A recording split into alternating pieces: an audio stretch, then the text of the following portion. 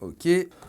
J'ai à peine mis la première ligne, je suis déjà fatigué, j'ai déjà mal aux doigts. Hop, les petits vis, ils sont minuscules, j'ai des gros doigts, ça va être horrible à faire. Franchement, je sais pas comment vous le trouvez, mais je suis ultra fier de moi. Bonjour à tous les amis, c'est Adrien, j'espère que vous allez bien. Aujourd'hui, on se retrouve pour un nouveau concept, une nouvelle vidéo DIY, do it yourself. Aujourd'hui, dans cette vidéo, on va construire, fabriquer notre propre clavier gamer mécanique. Et j'espère qu'au travers de cette vidéo, vous pourrez vous aussi apprendre des trucs et pourquoi pas même un jour, vous aussi fabriquer votre propre clavier gamer mécanique. Vous allez voir dans cette vidéo que c'est quand même assez simple à faire. Voilà, faut pas forcément avoir des connaissances infuses dans ce domaine-là. Il faut juste avoir acheté les bons composants auparavant que je vais vous présenter juste après. En termes de prix, ça reste vraiment très abordable, même si vous allez voir que dans cette vidéo, je me suis quand même fait plaisir au niveau des composants. Ah ouais, je me suis fait très plaisir même. Mais si vous avez un budget beaucoup moins important que le mien, vous pourrez quand même arriver à faire un clavier gamer mécanique de qualité, sans pour autant avoir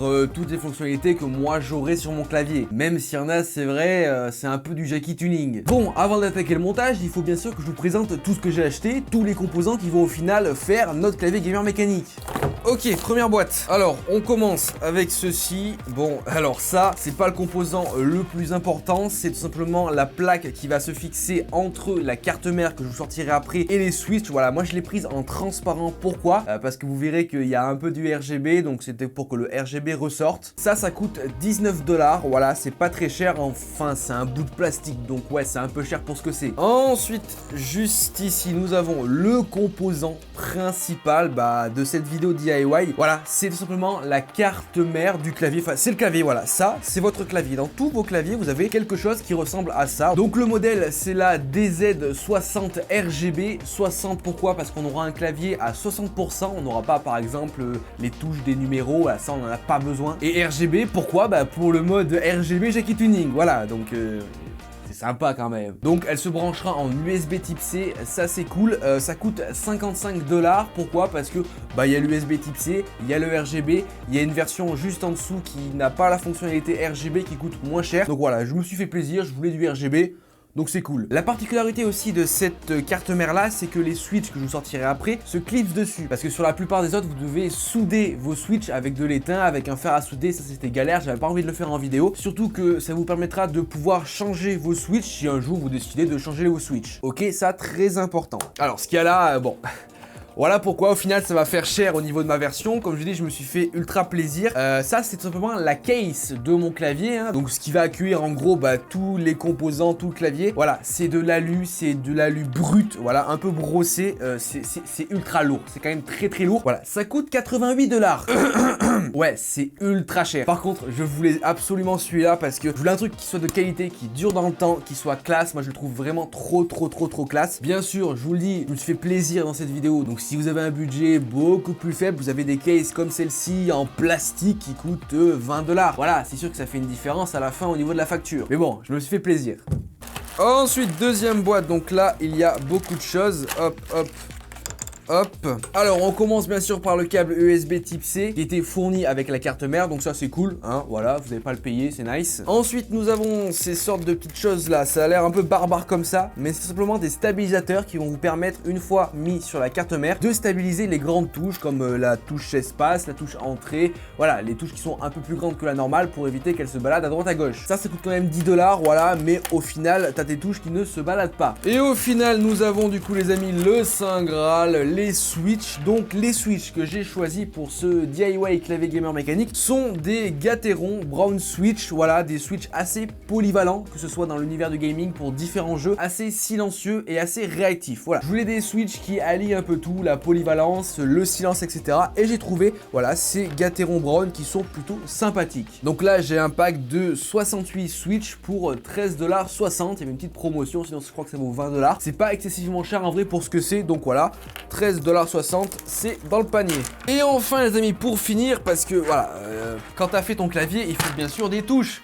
Voilà, et autant vous dire que je me suis fait plaisir. Voilà, alors en fait je savais pas trop quoi prendre en couleur, donc j'ai pris des grises, j'ai pris des noires, j'ai pris des blanches. Bref, j'ai pris plein de choses et surtout que j'ai pris des claviers 100% pour avoir plein de touches. En gros, en touche, vous pouvez mettre tout ce que vous voulez. Tapez sur internet clavier mécanique gamer custom, vous verrez il y a des touches de malade. Moi je suis resté quand même assez simple, j'ai pris des touches classiques. J'ai fait du coup ma petite sélection, hein, j'ai choisi mes petites touches. mais il m'en reste plutôt pas mal. Donc un pack de touches ça coûte 14 €, moi j'en ai pris 3, donc voilà pourquoi ça fait aussi cher. Mais comme du coup je savais pas trop comment les faire, quelle couleur choisir, je me suis dit on prend tout, comme ça au moins on est tranquille. Du coup en termes de tarifs au final, combien coûtent tous les composants, combien coûte mon clavier au final? Donc au niveau des composants en dollars, on est aux alentours des 200 $, ce qui fait à peu près 180 €. Comme je vous l'ai dit, encore une fois, ça coûte une blindasse, j'aurais pu m'en passer. Il y a le mode RGB, j'aurais pu m'en passer. J'ai acheté 15 packs de touches, j'aurais pu m'en passer aussi. Donc je pense que vous pouvez vous en sortir pour une centaine d'euros au final. Si vous choisissez des composants un peu plus basiques avec une case un peu en plastique, voilà. C'est pas au final très cher pour un clavier ultra performant hein, et surtout customisable à 100%. Bon écoutez, on fait un peu de place et on attaque le montage. Hein. Vous verrez, c'est vraiment très facile. Bon du coup les amis, c'est parti. Voici tout le matériel dont j'ai besoin pour commencer. On va attaquer par habiller la carte mère, y mettre les switches, y mettre les stabilisateurs pour au final pouvoir l'insérer dans sa case. C'est ultra simple. Donc comme je vous l'ai dit, j'ai pris les stabilisateurs pour stabiliser les grandes touches. Donc on va les insérer sur la carte, donc sur la barre espace, la barre entrée, la barre shift par exemple. Allez c'est parti. Alors on va mettre la barre d'entrée. Ok. Ça se clipse. Ok, voilà, les switches sont installés dans tous les cas, c'est quand même assez indiqué, on voit à peu près où les mettre. Maintenant qu'on a mis tout simplement les stabilisateurs, on en a plus besoin, voilà, bon j'en avais en plus. Ok, on va pouvoir mettre les switches. Avant il faut placer la plate que vous avez choisie. Moi comme je dis en transparent parce que c'était du RGB, donc ça faisait bien. Hop, juste comme ceci. Et ensuite voilà la partie un peu délicate et un peu chiante. On va mettre tous les switches. Comme je vous ai dit, on n'aura pas à les souder à l'étain. Ça c'est vraiment cool. Vous prenez votre switch, vous repérez un peu du coup dans quel sens il se met. C'est très facile. Vous le posez dessus comme ceci. Et vous l'enfoncez délicatement. Hop, et voilà, votre switch est prêt. C'est ultra simple. Autant vous dire qu'il faut être quand même assez patient hein, parce que c'est quand même long hein, et c'est quand même assez fragile. Il y a juste des petites pins là en métal. Voilà, hein, faut pas non plus appuyer comme un gros bourrin. Ok, bah il manque plus qu'à mettre tous les switches.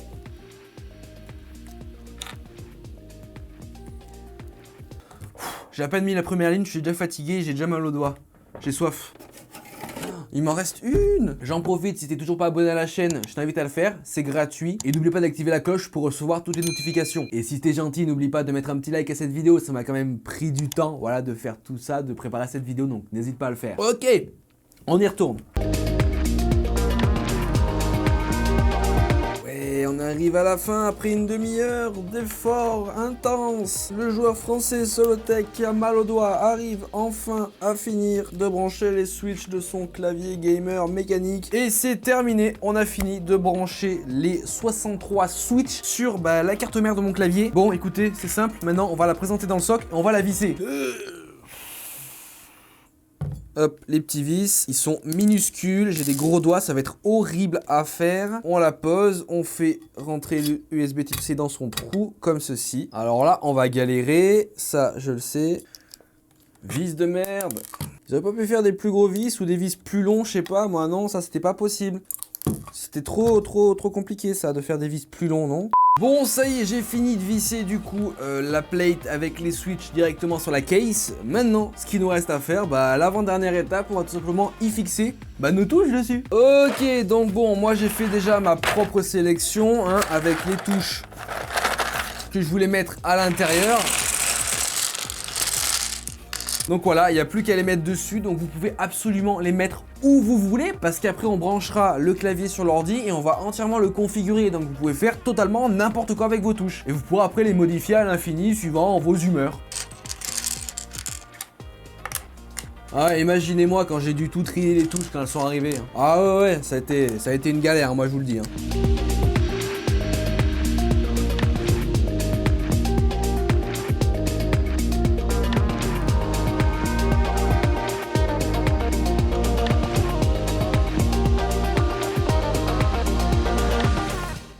Et bien voilà les amis, j'ai enfin fini de construire mon clavier gamer mécanique. Voilà, enfin du moins de la partie construction. Donc voilà, il ressemble dans un premier temps à ça. Il va falloir maintenant le brancher sur le PC pour le configurer. Donc pour cette étape, c'est pas du tout compliqué. Il va falloir tout d'abord connecter le câble USB vers USB type C directement sur votre PC en restant appuyé sur la touche échappe du clavier. Ça va permettre de le mettre en bootload. Ensuite, vous allez télécharger le logiciel QMK Toolbox qui va permettre du coup d'insérer à l'intérieur du clavier une configuration. Donc pour ce faire, du coup, vous ouvrez le logiciel, vous importez votre configuration en .bin et vous appuyez sur Flash et votre clavier sera prêt. Pour faire votre configuration, vous pouvez aller sur le site QMK Configurator qui va vous permettre du coup de configurer votre clavier entièrement, touche par touche, suivant ce que vous voulez, ce que vous voulez pas faire, etc. Ensuite, du coup, vous importez votre firmware, donc du coup votre configuration de touche en .bin sur votre PC que vous allez ensuite le mettre dans le logiciel QMK Toolbox pour flasher le clavier. Et une fois que vous avez fini, voilà, vous avez votre clavier gamer mécanique qui est prêt et du coup voilà, il est ultra classe. En plus, vous l'avez construit vous-même, c'est ultra sympa. Franchement, je sais pas comment vous le trouvez. N'hésitez pas à me donner votre avis en commentaire, mais je suis ultra fier de moi.